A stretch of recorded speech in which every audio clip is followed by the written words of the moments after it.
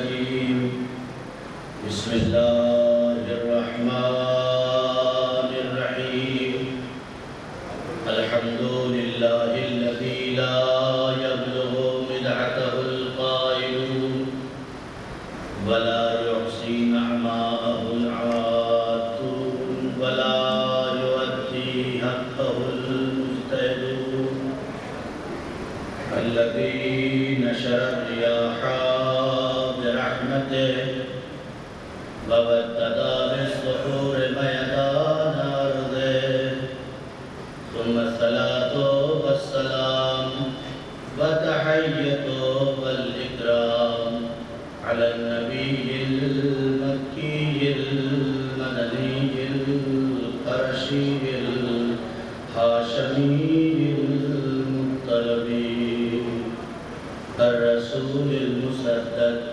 والمصطفى الأمجد اسمه في السماء أحمد وفي الأرض أبي القاسم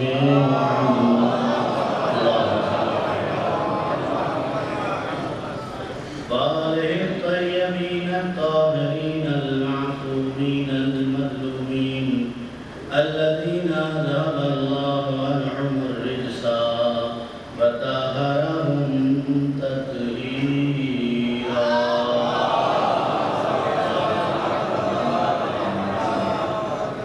أما بعد فقد قال الله تبارك وتعالى في القرآن المجيد والفرقان الحميد وقوله الحق بسم الله الرحمن الرحيم هل يستوي الذين يعلمون والذين لا يعلمون. صلوات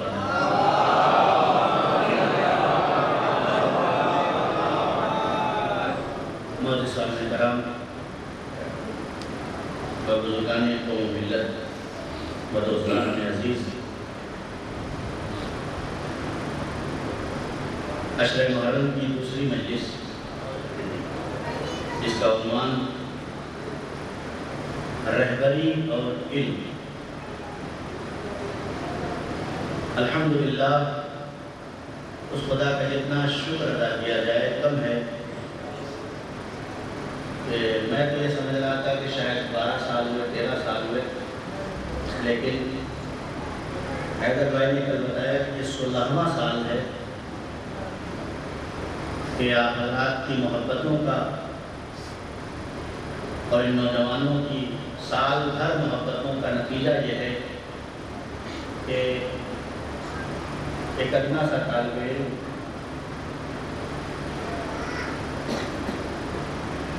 آپ کی خدمت میں اہل بیت کی نوکری انجام دے رہا ہے،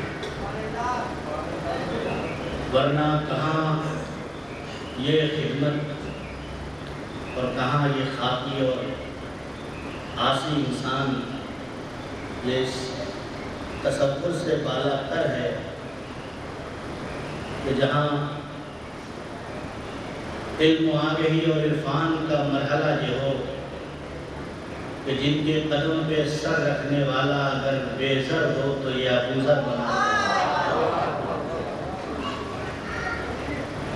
جن کے آنگن میں جارو کشی کا نتیجہ اور ثمرہ یہ ہو کہ حبش سے چل کے آئی تو میمونہ ہو، ان کے گھر میں جارو کشی کرتے کرتے فضا بن جائے. وہ اگر کسی سے خدمت لے لیں تو یہ اس کے نصیب کا آسمان افق پہ چھایا ہوا وہ اجر و ثواب ہے کہ جس کا اندازہ نہیں لگایا جا سکتا. آپ سب واقف ہیں کہ ٹیم سے لے کر اس لقو تک روشنی تک آپ میرے ساتھ رہے ہیں اور میں آپ کے ساتھ رہا ہوں. لہذا دل چاہتا ہے کہ چند جملے ان ہاتھوں کے لیے دعا کر دوں کہ جنہوں نے زمین کو فرش بنانے میں لگایا ہے، جنہوں نے آسمان کو چھت عطا کیا ہے. دعا کرتے ہیں میرے اللہ تجھے محمد و آل محمد کا واسطہ، جو لوگ تیرے حسین کی بارگاہ میں کہیں بھی ہوں، یہ تو ایک پنجتنی ہے، جہاں بھی جس نے بھی تیرے حسین کے لیے جان سے، مال سے، طاقت سے، فکر سے، شعور سے، آگہی سے، کسی بھی طرح سے خدمت کی ہے، میرے اللہ اس کی نسل میں کم سے کم ایک عالم عطا فرما، میرے اللہ اس کے رزق میں برکت عطا فرما۔ قابل افتخار ہے وہ ہاتھ کہ جو حسین کی عزاخانہ بنانے میں لگے، لائق فخر ہے وہ دولت جو حسین کے عزاخانے میں لگ جائیں۔ میں رہتا ایران میں ضرور ہوں لیکن خبر پوری رکھتا ہوں۔ یہاں تک اطلاع ملی ہے کہ الحمدللہ آپ ہی کے تعاون سے یہ جو کچھ بھی دکھائی دے رہا ہے یہ ہو رہا ہے۔ کبھی دل بریختہ نہ ہوئیے گا کہ میرے پاس تو بس ایک اینٹ دینے کی حیثیت ہے، میں دوں یا نہ دوں، میرے پاس دینے کے لیے بھی کچھ نہیں ہے، میں جا کے وہاں کھڑا ہوں یا کھڑا نہ ہوں، کون کیا کہے گا یہ مت سوچئے، اس لیے کہ دین کے راستے پہ جب آپ نکلیں گے تو پتھر کھانے پڑ سکتے ہیں، گالیاں سننا پڑ سکتی ہیں، اور یہ میرے جیسے اور آپ جیسے کی حیثیت کیا ہے؟ جب اللہ کا سید الانبیاء نبی تبلیغ دین کے لیے نکلتا ہے اور جب دین بڑھنے لگتا ہے تو کوئی اسے کنکر مارتا ہے، کوئی گالیاں دیتا ہے، کوئی پتھر مارتا ہے کہ نہیں ہے؟ کرتا ہے نا؟ کیا پیغمبر نے کسی کو پلٹ کے جواب دیا؟ سبحان اللہ۔ کیا پیغمبر نے کنکر مارنے والے کو کنکر مارا؟ یہ ان نوجوانوں کے لیے میں تو شکریہ کر چکا تھا لیکن یہ جملہ کہہ کے آگے بڑھ جاؤں۔ پیغمبر نے کیا کیا؟ کنکر بھی آئیں گی، پتھر بھی آئیں گی، گالیاں بھی آئیں گی، فکری انحراف بھی نظر آئے گا آپ کو، کیوں؟ اس لیے کہ آپ دین کے لیے کام کر رہے ہیں، اس لیے کہ آپ دین کے لیے ثابت قدم ہوئے ہیں۔ کہیں بھی کوئی بھی جب دین کے لیے کھڑا ہوتا ہے، میں سارے ان افراد کے سینوں پہ ہاتھ رکھ کے یہ ان کے دل کو تسکین دینے کے لیے کہہ رہا ہوں کہ خدا کی قسم تمہارا مرتبہ رسالت کا مرتبہ ہے، تم دین کی ترویج کے لیے کام کر رہے ہو، تو پتھر آئیں گے، گالیاں آئیں گی، لیکن پیغمبر اکرم نے پتھر کا جواب پتھر سے نہیں دیا، گالیوں کا جواب گالیوں سے نہیں دیا، کنکر کا جواب کنکر سے نہیں دیا، تو کیا کیا گزر رہے ہیں، چھت سے کوڑا آ جا رہا ہے۔ کیا پیغمبر کے بعد اتنے لوگ نہیں تھے کہ 10-20 لوگوں کو بھیج کے گھر میں دوڑا کے کہتے کہ مارو؟ ہمارے جیسے لوگ اگر آج مولانا کے اوپر ابھی کوئی کوڑا بھیج دے تو مولانا کیا کہیں گے؟ سب سے پہلے خورشید بھائی اور حیدر بھائی اور جو افراد جاننے والے ان سے کہوں گا کہ بھائی یہ کیا ہو گیا، وہ یہاں سے کوڑے آ رہے ہیں، کیا سمجھاؤ اس کو؟ پیغمبر نے تعلیم دی، کسی ایک صحابی سے نہیں کہا کہ جاؤ اس گڑیا کو سمجھاؤ کہ یہ نبی کے اوپر کوڑا بھیج رہے، نہیں، اس لیے کہ پیغمبر جانتے تھے اگر کوڑے کا جواب مار سے دے دیں گے تو کوڑا آنا تو بند ہو جائے گا لیکن فکری تبدیلی نہیں آئے گی۔ توجہ کرے بھائی، فکری تبدیلی نہیں آئے گی۔ کیا کیا پیغمبر نے؟ پیغمبر پہنچے جس دن کوڑا نہیں آیا، دروازے پہ ٹک الباب کیا، اندر سے ایک آواز آئی، کون؟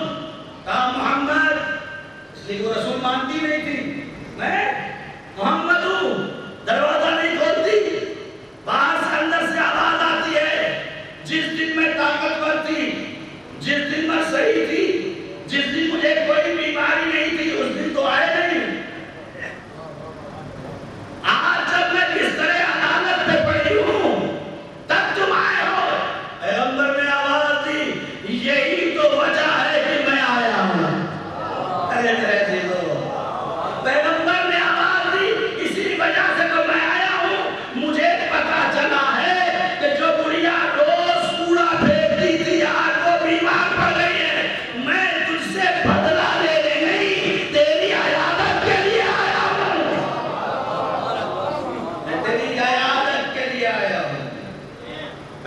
گئے، چند لمحے گفتگو کی، نتیجہ کیا ہوا؟ ہاتھوں کو جوڑ دیا.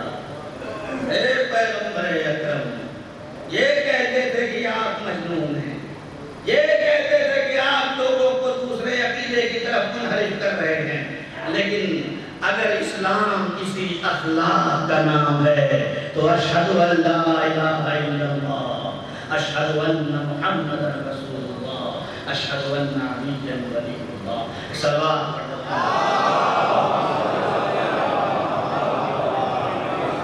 نتیجہ کیا ہوا؟ نتیجہ یہ ہوا کہ کیسا بھی بات ہو، آپ کو اپنے اخلاق سے منحرف نہیں ہونا. آپ کیسے اہل بیت کے چاہنے والے، دونوں میں فرق کیا رہ گیا؟ اس نے گالی دیا، آپ نے بھی گالی دے دیا. دونوں کے ظرف کے پیمانے میں کوئی فرق نہیں رہ گیا. جتنی گندی اس کی زبان کی، اتنی گندی آپ کی زبان ہو گئی. دونوں میں کوئی فرق نہیں رہ گیا. واقعہ میں شاید آج سے 7 سال 8 سال پہلے پڑھ چکا ہوں. اہل بیت کے گھرانے کے لوگ گالیاں سن کے کبھی کسی کو فوراً بدلہ دیا ہی نہیں. خود امام کا واقعہ ہے، خود امام کا واقعہ ہے.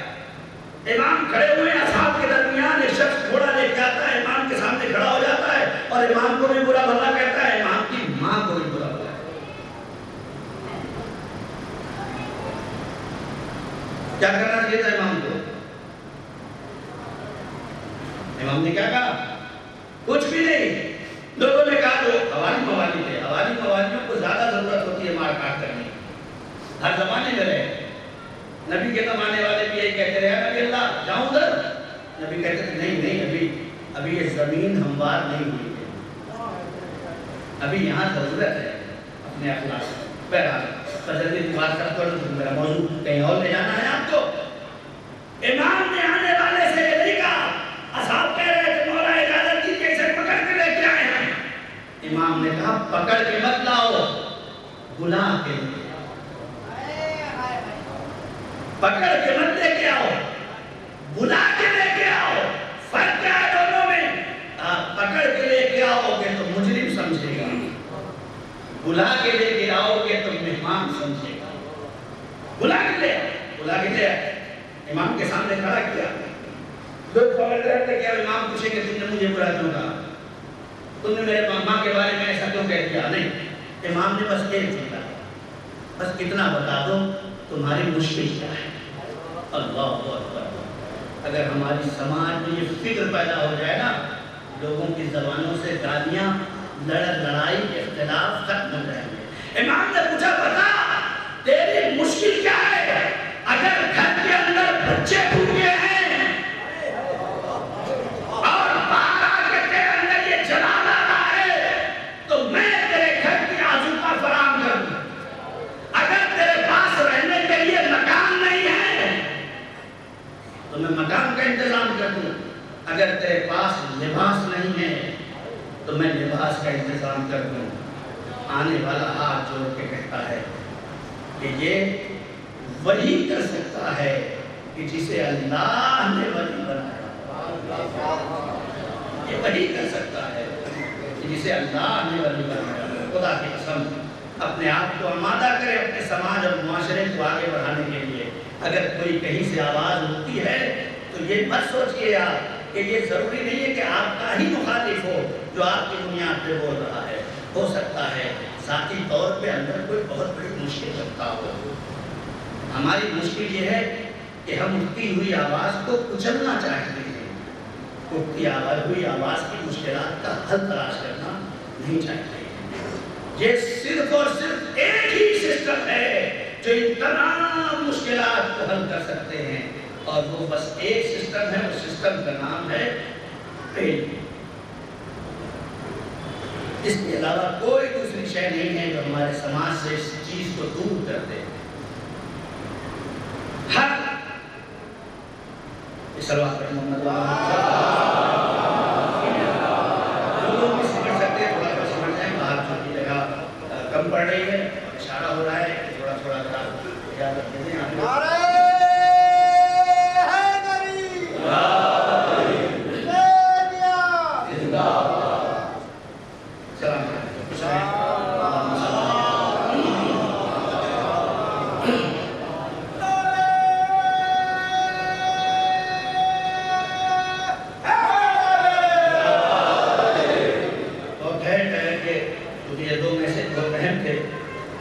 نوجوانوں کے لیے تھے کہ اپنی سماج اور معاشرے میں ایک ایسا معاشرہ تشکیل دیں ان کے اندر صرف اپنا درد نہ ہو بلکہ اپنے پڑوسیوں کا بھی درد ہو، اپنے احباب اور دوستوں کا بھی درد ہو، اس لیے کہ پورا دین اسی میں سمٹا ہوا ہے۔ اگر آپ کے پاس صرف اپنا درد ہے تو اس کا مطلب یہ ہے کہ آپ اپنے لیے جی رہے ہیں۔ نہیں، جملے بدل دوں، اگر آپ کے پاس صرف اپنا درد ہے اور آپ اسی میں کھوئے ہوئے ہیں تو یہ تو جانوروں کے پاس بھی ہے، پھر اس میں اور آپ میں فرق کیا ہے؟ جانور کا بھی اپنا درد ہوتا ہے، خود ہی سہتا رہتا ہے، لیکن انسان کو انسان اس لیے بنایا گیا ہے کہ یہ اجتماعی زندگی گزار سکے، اور جب اجتماعی زندگی گزارے تو اس اجتماعی زندگی میں ہر کیٹیگری کا انسان چاہیے۔ ضروری نہیں ہے کہ ایک ہی صنف کا، ایک ہی سسٹم کا آدمی ہو۔ اگر سارے کے سارے لوگ ڈاکٹر ہو جائیں گے تو کیا ہوگا پتا ہے؟ ہو سکتے نہیں ہو سکتے، بننے کو سب کو بنا دیں آپ، لیکن اگر سارے ڈاکٹر بن جائیں تو معاشرے میں سسٹم بگڑ جائے گا۔ لہذا کوئی کہیں بھی ہو، اللہ نے اس کا کام وہیں رکھا ہے۔ یہ مت سوچئے کہ میں کیا کر رہا ہوں، نہیں، آپ اس معاشرے کے حصے ہیں۔ سبزی بیچنے والا بھی اپنے آپ کو یہ سمجھے کہ خدا نے میری ذمہ داری یہ لگائی ہے کہ میں کچھ اللہ کے بندوں کا پیٹ پال رہا ہوں، اور جو اس سے مجھے مل رہا ہے میں اپنے بچوں کا پیٹ پال رہا ہوں، تاکہ یہ انسجام جامعہ اختلاف کا باعث نہ بن سکے۔ پورا نظام اللہ نے بنایا ہے، میں ادھر نہیں جانا چاہتا ہوں۔ ہم اندھیرے کا اجالا بس ایک ہے جسے علم کہا جاتا ہے۔ کائنات میں کوئی اندھیرا اس وقت تک ختم ہی نہیں کیا جا سکتا جب تک کہ علم نہ ہو جائے، اور یہی علم ہے جس نے آج یہ رمق اور دبق پیدا کر دی ہے۔ جو 50 60 سال 70 سال کے لوگ ہیں وہ جانتے ہیں کہ انہوں نے چراغ سے زندگی گزاری ہے۔ آج تو بڑی آسانی ہے، ریموٹ سے بھی اے سی چل رہا ہے نا؟ اس وقت اور اس زمانے میں سب سے ترقی یافتہ ہوا کا انتظام یہ تھا کہ اپنے بستر پہ لیٹ کے، لیکن یاد آ رہا ہے نا آپ لوگ کو؟ ہاتھ سے اپنے رسی کھینچنا پڑتا تھا۔ یہی علم آگے بڑھا۔ پہلے وہی ہاتھ میں تاری لاتے تھے، علم ترقی کیا، سمجھ میں آیا ہاتھ سے دور لگا کے بھی کیا جا سکتا ہے، پھر نتیجہ فعل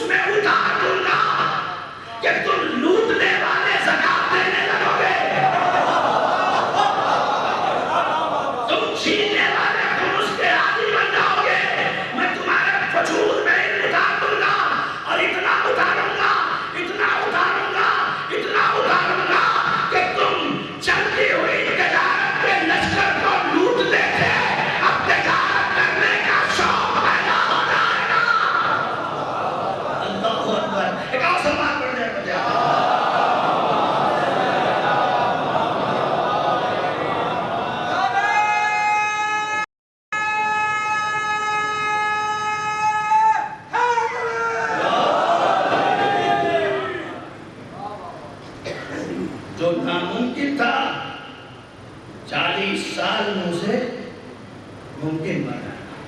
لوگ کہتے ہیں مولانا یہ تو تلوار سے پھیلا ہے، 40 سال سے پہلے کون سی تلوار چلائی؟ یہ تو 23 سال ہیں جب بھی تلواریں ہیں۔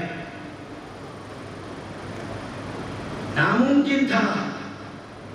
بہت ساری چیزیں ایسی ہیں جو ناممکن ہو لیکن اگر صحیح عالم ہو تو ممکن ہو جاتا ہے۔ تو بات پہنچا کے بات کر دوں، بہت ساری چیزیں ناممکن ہیں لیکن علم اگر صحیح ہو تو اس ناممکن کو ممکن بنا دیتی ہے۔ لوہے کو موم کرنا ناممکن ہے کہ نہیں ہے؟ لوہے کو موم کرنا ناممکن ہے لیکن عالم اگر داؤد جیسا ہو تو ممکن ہو جاتا ہے۔ ہواؤں میں تخت کو اڑانا ناممکن لیکن عالم اگر سلیمان جیسا ہو تو ممکن ہوتا ہے۔ مردے کا زندہ کرنا ناممکن لیکن اگر عالم عیسیٰ جیسا ہو۔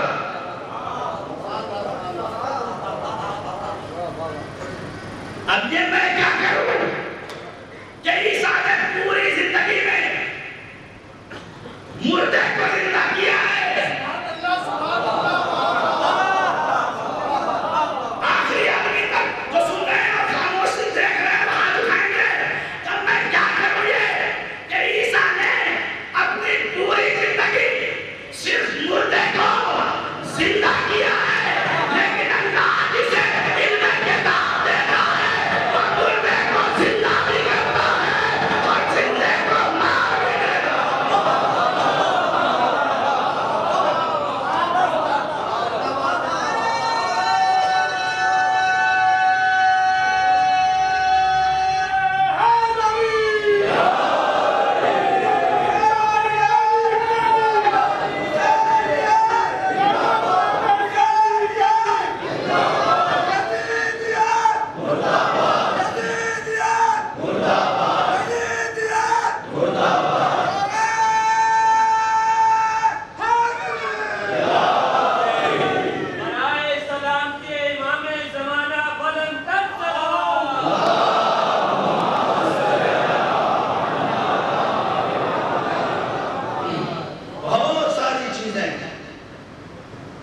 دامن انسانیت میں ناممکن ہے لیکن صحیح علم رکھنے والا اسے ممکن بنا۔ اتنی ساری کہتا تو صرف واقعات اور مثالوں پہ یہ مجلس پوری ختم کر دیتا، لیکن آپ 16 سال سے جانتے ہیں کہ میرا مزاج الفاظی نہیں ہے۔ میرا مزاج یہ ہے کہ 1 گھنٹے کی بات کو 10 منٹ میں آپ کی خدمت میں پہنچا دوں۔ یہی وجہ ہے کہ 16 سال ہو گئے۔ بہت سارے لوگ یہی کہتے ہیں کہ مولانا میں جوڑ رہا ہوں کہ دوہراؤ گے کب؟ لیکن خدا کا لاکھ شکر ہے کہ جب وہ علم دیتا ہے، میری حیثیت کیا ہے؟ خدا کی قسم مولائے کائنات فرماتے ہیں سبقنی، علم ہے کیسے دیا جاتا ہے۔ سبقنی رسول اللہ سبقن سبقا، مجھے کائنات کے پیغمبر نے ویسے علم دیا ہے جیسے کبوتر اپنے بچے کو دانا دیتے۔ اب یہ مولا سے پوچھئے کہ نام کبوتر کے کیوں لے رہے ہیں؟ دیتی تو ہر ماں اپنے بچے کو ہے، دیتی تو ہر ماں اپنے بچے کو غذا ہے۔ کوئی جانور ایسا نہیں، کوئی انسان ایسا نہیں، کوئی مخلوق ایسی نہیں کہ جسے رزق کی ضرورت ہو اور اس کی ماں اسے نہ دے رہی ہو، اس لیے کہ ماں مصدر رزاقیت خدا کا نام ہے۔ چونکہ ماں کا نام آ گیا تو جملہ کہہ کے آگے بڑھ جاؤں کہ ماں اس ذات ہستی کا نام ہے کہ خدا کی قسم کہ جس کے لیے کائنات کا ہر نبی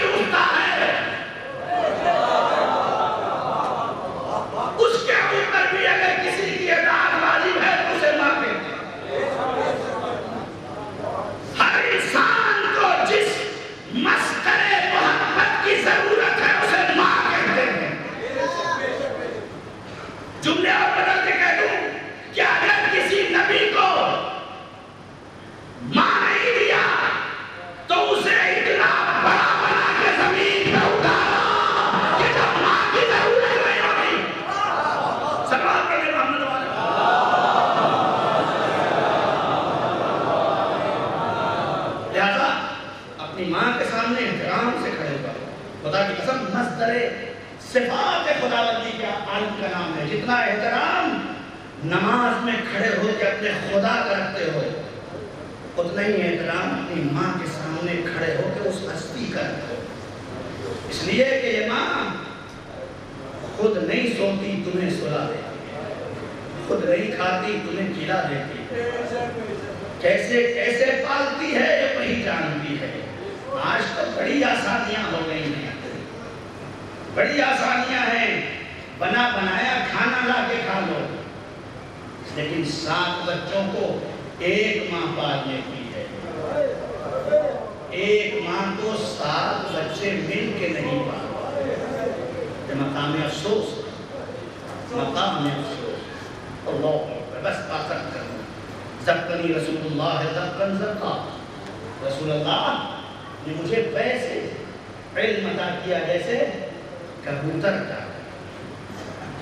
بس بات جہاں تک آ گئی ہے تو یہ جملہ کہہ کے آگے بڑھوں کہ کبوتر کا لفظ اس لیے دیا ہے کہ کبوتر جب بچے کو دانا دیتی ہے تو جتنا ہوتا ہے سب دیتی ہے.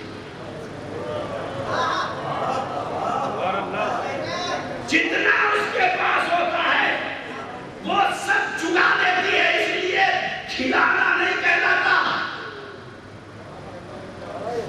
پلانا نہیں کہلاتا، بلکہ کبوتر کے لیے لفظ چگانا استعمال کیا جاتا ہے. کیوں؟ اس لیے کہ جتنا ہوتا ہے اس کے پاس وہ سب دے دیتی ہے. علی کہنا چاہتا ہے کہ زکانی رسول اللہ زکن زکا. ارے نبی کریم کے پاس جو کچھ تھا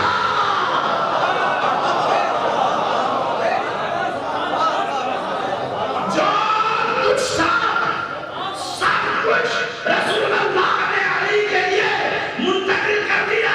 اسی لیے تو ان سے ہم لوگوں سے کہتے ہیں لوگ کہ تم علی علی بہت کرتے ہو، نبی نبی نہیں کرتے. ارے ہم نبی نبی کیا کریں؟ ہم تو بس اتنا کہتے ہیں جس نبی کے لیے ہوئے علی کی یہ منزلت ہے اس سے نبی کی عظمت ہے.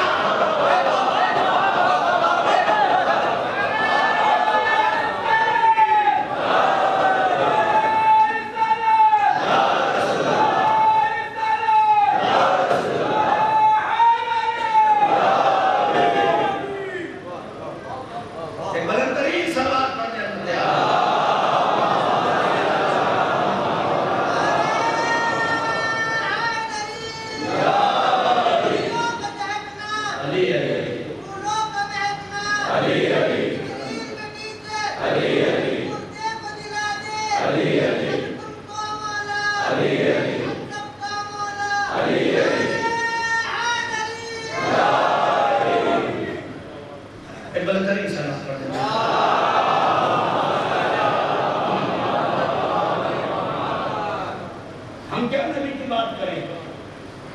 اگر ہم اپنے نبی کی بات کریں تو دنیا اس نبی کو سمجھ ہی نہیں سکتی. ہمارا نبی تو وہ ہے کہ جو علی کا بھی نبی ہے، حسن کا بھی نبی ہے، حسین کا بھی نبی ہے. ہم ان کو سمجھاتے ہیں، ان کو پہچان لیا تو نبی کو خود بخود پہچان لو گے.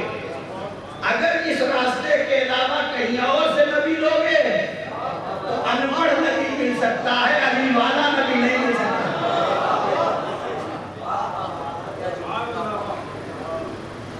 پڑھے لکھے نہیں تھے، پتہ نہیں کیا ضرورت ہے نبی کو بے پڑھا لکھا ثابت کرنے کی. میں اس سے زیادہ گفتگو تو نمبر سے کرتا نہیں، آپ جانتے ہیں. پتہ نہیں کیا ضرورت آن پڑی تھی. اگر کسی عیسائی سے آپ کہہ دیں کہ تمہارا نبی پڑھا لکھا نہیں تھا تو دوڑا لے گا آپ کو. دوڑا لے گا نہیں دوڑا. کسی بھی مذہب کے ماننے والے اس کا دھرم گرو جو ہو اس کے لیے آپ کہہ دو کہ بھئی یہ تو پڑھا لکھا نہیں تھا. آپ اس کو تو بات آپ کو کہتے ہوئے شرم آئے. اگر ایک عاقل انسان ہے تو اسے یہ کہتے ہوئے شرم آئے گی کہ جس نے پورا نظام اور سسٹم بنایا ہو وہی بغیر پڑھا لکھا. آپ کو تو اتنی صلاحیت ہو جائے کہ 40 سال میں عالم بن جائیں اور وہ جس نے پورے معاشرے کو علم دیا وہ پڑھا ہی لکھا نہیں. تو ہم تو اس کی بات ہی نہیں کرتے، اس لیے کہ ہم نبی کو غیر معصوم سوچ سے مانتے ہی نہیں. ہم اپنی بات کرتے ہیں، دوسروں کی بات ہی نہیں کرتے. اور ہم یہی پیغام بھی دیتے ہیں کہ تلاش کرو اس راستے سے راستے کو کہ جس سے صحیح نبی بھی مل جائے، صحیح خدا بھی مل جائے. دو ہی راستے ہیں، بات ختم ہو رہی ہے. دو ہی راستے ہیں، ایک سعودی راستہ، ایک نزولی راستہ. معرفت کے بس دو راستے ہیں. یہ الفاظ بھی سننے کے آتی رہیے، کبھی کبھی علمی گفتگو بھی آپ تک ہونی چاہیے. دو راستے معرفت کے جو علماء کرام نے لکھا، ایک سعودی راستہ ہے، ایک نزولی راستہ ہے. نزولی راستے کا نام ہے اللہ. اللہ خدا کی معرفت ہو جائے تو نبی کی معرفت ہو جائے گی، نبی کی معرفت ہو جائے تو علی کی معرفت ہو جائے گی. یہ نزولی راستہ ہے. ایک راستہ ہے سعودی راستہ. علی کو پہچانو تاکہ نبی کو سمجھ سکو، نبی کو پہچانو تاکہ خدا کو سمجھ سکو. یہ سعودی راستہ ہے. کلمہ اس لیے آیا تھا، کلمہ اس لیے نہیں آیا تھا کہ آپ بہت اچھے ہو گئے پڑھ کے، نہیں. کلمہ تو اس لیے آیا تھا کہ آپ اپنی زبان سے جاری کر کے سرحد پار کر کے ادھر آ جائیں. ارے بس میں کیا بات ختم کر دی میں نے. کلمہ صرف اس لیے ہے کہ بہت سی سرحدیں ہیں، اس سرحدوں کو عبور کر کے داخلہ مل جائے تمہیں. کوئی تم سے پوچھے کہ تم مشرک ہو تو جواب دو اشہد ان لا الہ الا اللہ. نہیں، میں موحد ہوں، مشرک نہیں ہوں. لا الہ الا اللہ آپ سے شرک کو دور کرتا ہے، آپ کو ایک سرحد پار کر کے آگے لاتا ہے. کوئی پوچھے کافر ہو تو کیا کہیں گے آپ؟ کہیں گے محمد رسول اللہ، یعنی میں کافر نہیں ہوں. یہی پڑھنے کے بعد ہم سمجھتے ہیں مسلمان ہو گئے. یہی پڑھنے کے بعد ہم سمجھتے ہیں مسلمان ہو گئے. نہیں، آپ سے کفر کا دھبا ہٹا ہے. یہی بات کلام کی بہت بڑی بحث ہے جو آج تک پہنچا رہا ہوں. آپ سے ابھی صرف کفر کا دھبا اٹھا ہے. اگر یقین نہ ہو تو قرآن کی آیت دیکھ لو. قرآن کہتا ہے یا ایھا الذین آمنوا آمنوا.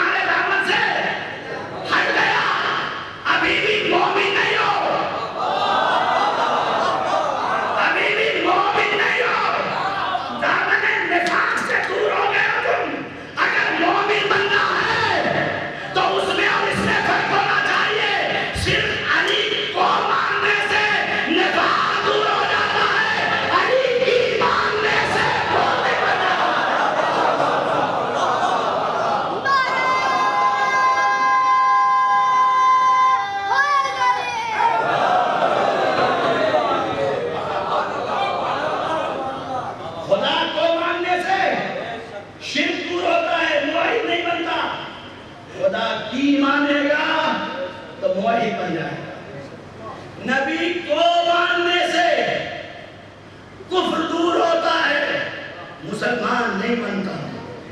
نبی کی مانے گا تو مسلمان بن جائے گا۔ علی کو ماننے سے نفاق تو دور ہوتا ہے۔ مولانا یہ تو بہت بڑا مولائی ہے، لیکن یہ کیسے کر رہا ہے؟ یہ اسی لیے کر رہا ہے کہ نفاق سے تو دور ہو گیا ہے، ابھی مومن نہیں ہو پایا، مومن نہیں ہو پایا۔ علی کو تو مان رہا ہے بیچارہ، اور یہ یہی سمجھ رہا ہے کہ علی کو مان کے جنت چلے جائیں گے۔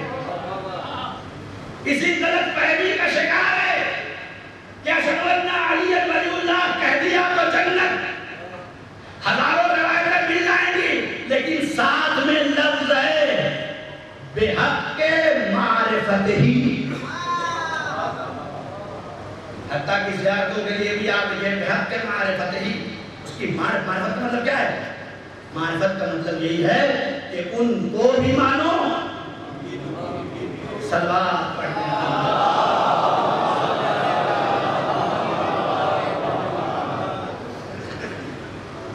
صرف جاننے کا نام ایمان نہیں ہے، صرف قرآن پڑھنے کا نام ہدایت نہیں ہے۔ ورنہ کربلا میں حسین کے سامنے سب قرآن پڑھ رہے تھے، نہیں پڑھ رہے تھے؟ پڑھ رہے تھے۔ کیا وہ اللہ اکبر نہیں کہہ رہے تھے؟ کربلا پہلی دہشت گردی ہے جہاں پہ قتل کرنے کے بعد نعرے تکبیر لگائے، اور اس کے بعد سلسلہ شروع ہو گیا۔ تو نہیں جانا چاہے گا، انشاءاللہ کل کی مجلس میں اگر موقع ملا تو بتاؤں گا۔ کربلا اللہ اکبر تھا، اشہدو ان لا الہ الا اللہ تھا، اشہدو ان محمد رسول اللہ تھا۔ دامن کفر سے تو دھبا ہٹا تھا، لیکن مسلمان نہیں۔ رسول کا نوازا کھڑا ہو کے کہہ رہا کہ میں تمہاری ہدایت چاہتا ہوں، تم میرے خون کے پیاسے ہو رہو، لیکن چونکہ میں ہری سے ہدایت ہوں، تم میرے قاتل ہو لیکن میں تمہارا امام ہوں۔ کیا میں نے حلال محمدی کو حرام کیا؟ یہ نظر خدا کی قسم محسوس کریں، ہمارے امام کسی کو ایسے ایک زخم بھی نہیں دے سکتے ہیں، اس لیے کہ وہ ان کا دشمن ہے، یہ ان کے دشمن نہیں ہے۔ اس کی دلیل امام نے راستے بھر دیے، راستے بھر امام نے لیے، مولا کائنات نے لیے۔ قاتل کو شربت پلایا جا رہا ہے، کون ہے قاتل کو شربت پلانے والا؟ ہاتھوں سے رسیاں کھول دو، آزاد کر دو، وہ میرا دشمن ہے لیکن میں اس کا امام ہوں۔ درد ہے انسانیت کا اماموں کے اندر۔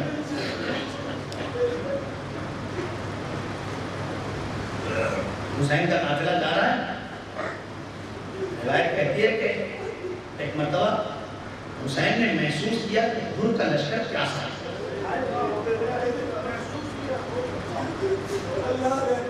محسوس کیا، کسی نے کہا نہیں تھا، وہ کہتے بھی کیا، جو نظام فرض پہ ہاتھ ڈال چکا ہو، جو حسین کو گھیر کے لایا ہو، جس کے یہاں ہر رات نقشہ بن رہا ہو کہ کل ان کے بازوؤں کو قلم کرنا ہے، ان کے سروں کو جدا کرنا ہے، ان کی عورتوں کو اسیر کرنا ہے، وہ پانی مانگے بھی تو کیسے مانگے؟ تصور نہیں تھا۔ حسین نے محسوس کیا عباس یہ دشمن پیاسا ہے،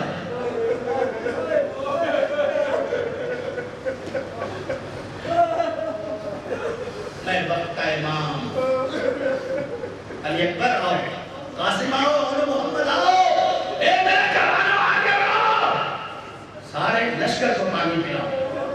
دیکھو کوئی جانور بھی پیاسا نہ رہے،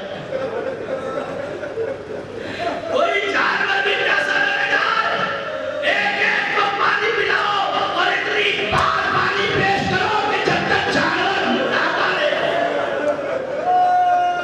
روایات کے فکر ہے کہ اتنی بار جانوروں کے سامنے پانی پیش کرو کہ جب تک جانور سیراب نہ ہو جائے۔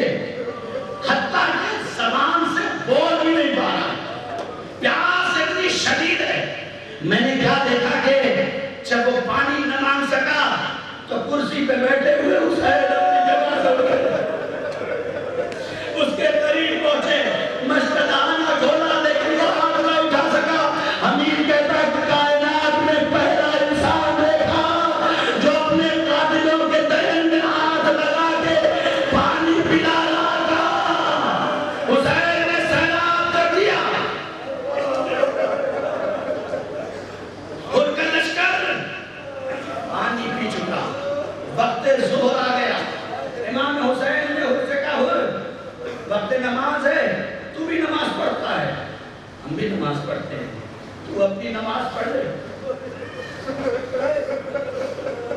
امام نے آزاد کر دیا، تو اپنی روایات کے فکر ہے، اور تو اپنی امامت کر دے، میں اپنی امامت کر لیتا ہوں۔ لیکن بہت تھا، کام مولا جہاں آپ ہو وہاں میری امامت کی حیثیت کیا ہے؟ میری امامت کی حیثیت کیا ہے؟ امام نے نماز پڑھائی، قافلہ چل دیا، حسین غر کی تشنگی کو دور کرتے رہے، یہاں تک کہ کربلا آ گئی، شب عاشور آ گئی۔ ایک غر کا سپاہی ایک گھوڑے کو لے کے غر کے خیمے کی طرف سے جا رہا تھا۔ غر نے محسوس کیا، پوچھا بھائی کہاں لے جا رہا ہے؟ کہا یہ گھوڑا بہت پیاسا ہے، اسے پانی پلانے لے جا رہا ہوں۔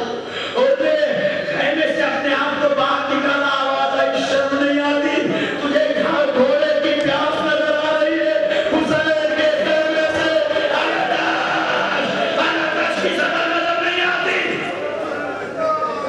خود اپنے خود کے بدن میں راشن آنی ہو گئے، خود کا کہیں بھی کہتا ہے خود آج سے پہلے کوئی مجھ سے پوچھتا تھا کہ سب سے زیادہ کوفے کا بہادر انسان کون ہے تو میں تیرا نام دیتا رہوں، تجھے ابھی کیا ہو گیا؟ تو اتنا کام اور بحث کیوں رہا ہے؟ آواز دی میں جنت اور جہنم کے درمیان فیصلہ نہیں کر پا رہا تھا، لیکن اب مجھے وقت کے امام کی طرف جانا ہے، چاہے یہ میرے جسم کے ٹکڑے ٹکڑے کر دے۔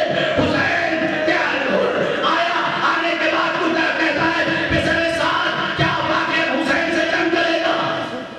پسرے ساتھ کے کہاں جنگ ہو کے رہے گی؟ ہم گلوں کو کاٹ دیں گے، ہم بازوؤں کو کاٹ دیں گے، ہم سروں پر میں جدائی کر دیں گے، ہم آنکھوں میں نیزے ماریں گے، ہم کچھ پہ تلواریں چلائیں گے۔ ایک مرتبہ خود کہتا ہے تو پھر تجھے مبارک ہو، میں سیدہ کے دار کی طرف جا رہا ہوں، تو میرے جسم کی پوٹی پوٹی کر دے، میں حسین کو نہیں چھوڑ سکتا۔ اس دنیا کی جہنم سے اچھا ہے کہ اس دنیا میں جنت میسر ہو جائے۔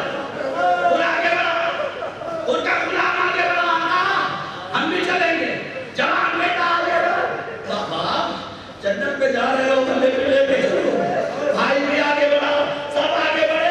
ادھر حسین نے عباس کو آواز دی، عباس اٹھو، عباس استقبال کے لیے تیار ہو جاؤ، دور چلا۔ غر نے کہا اپنے بیٹے سے میرے نال جلدی سے رسیاں لے کے آگے بڑھو، میرا ہاتھ بس کے کچھ کام کرو، اس لیے کہ میں اس ہاتھ کو آگے کیسے رکھوں جس نے نجات فرد حسین کو پکڑاؤ۔ تھوڑی اور آگے بڑھا، میری آنکھوں میں پٹی باندھو۔ کہا بابا آنکھوں میں پٹی کس لیے؟ کہا انہی آنکھوں سے حسین کو قید و بدر کی نگاہ سے دیکھا تھا، ہاتھ بسے حسین، آنکھوں پہ پٹی، حسین کے قریب آئے، عباس آگے بڑھے، قاسم آگے بڑھے، اکبر آگے بڑھے۔ اکبر نے ان کے جوان بیٹے کا استقبال کیا، عباس نے ان کا استقبال کیا۔ حسین کھڑے ہیں، اب سوچ رہے لوگ کہ حسین ان کا استقبال غلام کو نہیں بلایا، سینے سے لگایا۔ اے میرے اللہ، ان کے ساتھ ساتھ ان کا غلام بھی آ گیا۔ اے آقا حسین ان کو معاف کر دیجئے، اٹھایا گلے سے لایا، اللہ حرم فی الدنیا والآخرہ، جا تیری ماں نے تیرا خوب نام رکھا ہے، تو دنیا میں بھی آزاد ہے، آخرت میں بھی آزاد ہے۔ اے میرے آقا حلی توبہ، وہ کہتا ہے میرے آقا حلی توبہ، اے میرے آقا حسین آپ تو فکر کو معاف کروانے والے ہیں۔ اے میرے آقا حسین کا میرے لیے بھی توبہ ہے۔ حسین نے کہا حر جا، میں نے تجھے بخشا، میرے بابا نے بخشا، میرے نانا نے بخشا، میرے خدا نے تجھے معاف کر دیا۔ بس ایک جملہ کہتا ہے حر آقا اگر واقعاً معاف کر دیا ہے تو یہ میرا جوان بیٹا ہے۔ اے میرے آقا اگر واقعاً معاف کر دیا ہے تو یہ جوان بس مسائل ختم ہو گیا، گھروں تک ہوتے جاؤ گے، ان جوان بیٹے کو اجازت دے دو۔ ہمارے مناظر لکھتے ہیں ان کے اس اجازت کو حسین نے قبول کر دیا، جاؤ تمہارا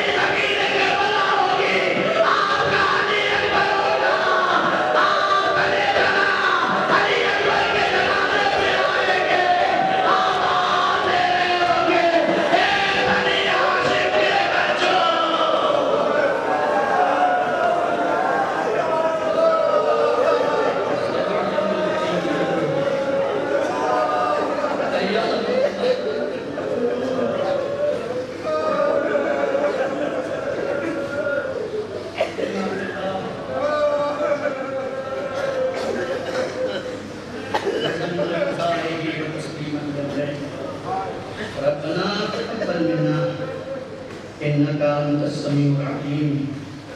میرے اللہ تجھے محمد والے محمد کا واسطہ، اس مجلس حسین کا واسطہ، مادر حسین کا واسطہ، باعث حسین کا واسطہ، عزاداران امام حسین کا واسطہ، میرے اللہ امام زمانہ کے ظہور میں تعجیل ہے.